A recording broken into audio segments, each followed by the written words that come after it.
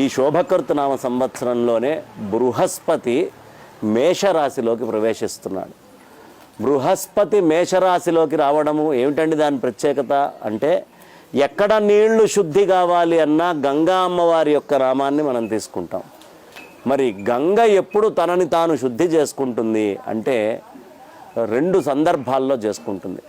ఒకటి కుంభపర్వంలో చేసుకుంటుంది, రెండోది అసలు గంగా నది మొత్తము చేసుకుండే ప్రధానమైనటువంటిది బృహస్పతి మేషరాశిలోకి వెళ్ళినప్పుడు గంగ ఆవిడ శుద్ధి చేసుకుంటుంది 12 రోజుల పాటు, అక్కడి నుంచి 1 సంవత్సరం పాటు.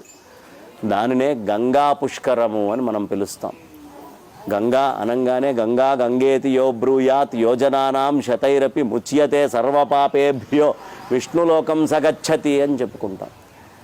ఆ గంగా అమ్మవారిని తలుచుకున్నంత మాత్రానే, మనస్సులో స్మరణ చేసుకున్నంత మాత్రానే మనకి ఉండేటటువంటి పాపరాశి మొత్తము కూడా భస్మం అయిపోతుంది. ఎంత దూరం నుంచి అయ్యా అంటే 100 యోజనాల దూరంలో ఉన్నవాడి పాపాలు కూడా పోతాయి అని చెప్తారు.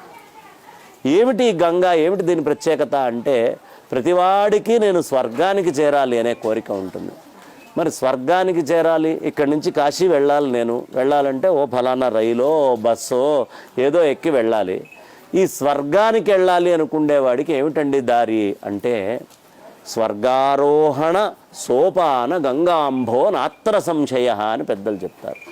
ఈ స్వర్గము అనేటటువంటిది ఆరోహణ చేయాలంటే మెట్లు ఎక్కడున్నాయ్యా అంటే, పారుతూ ఉంది కదయ్యా ద్రవ రూపంలో, సయేష ద్రవరూపేణ, ఈ ద్రవ రూపంలో వెళ్తున్నటువంటి గంగానదే స్వర్గానికి మెట్లండి అని చెప్పారు.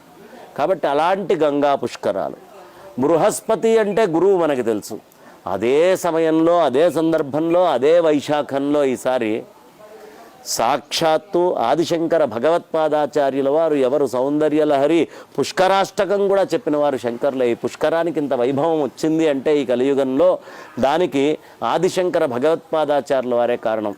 ఎందుకు అంటే, నమామి బ్రహ్మ పుష్కరం స వైష్ణవం స శాంకరం. ఈ బ్రహ్మ విష్ణు మహేశ్వరులు ముగ్గురు కూడా ఇక్కడి నుంచి ఆయన అనుగ్రహిస్తారు, ఆ నీళ్లలోంచి, ఆ గంగలో నుంచి అని మనకు పెద్దలు చెప్తారు. కాబట్టి అలాంటి గంగాంభో నాత్ర సంశయ అని ఏ సంశయము లేనటువంటి మహత్తరమైన గంగ గురించి చెప్పారో, ఆ గంగలోనే, ఆ గంగా పుష్కర సమయంలోనే గురువులకి శంకర జయంతి రావడం. శంకరులకి సాష్టాంగ ప్రణామం చేస్తూ ఒక్కసారి ఆ గంగా పుష్కరం కాబట్టి గంగా నామాలని తలుచుకుందాం. నందిని నలిని సీత మాలిని చ మహాపగ విష్ణుపాదాబ్జ సంభూత గంగా త్రిపథగామిని భాగీరథి భోగవతి జాహ్నవి త్రిదశేశ్వరి ద్వాదశైతాని నామాని ఎత్ర ఎత్ర జలాశయే స్నానకాలే పఠేన్నిత్యం మహాపాతక రాశిని అని పెద్దలు చెప్తారు. కాబట్టి ఆ గంగకి నమస్కరిస్తూ నా వాణికి విరామాన్ని ఇస్తున్నాను.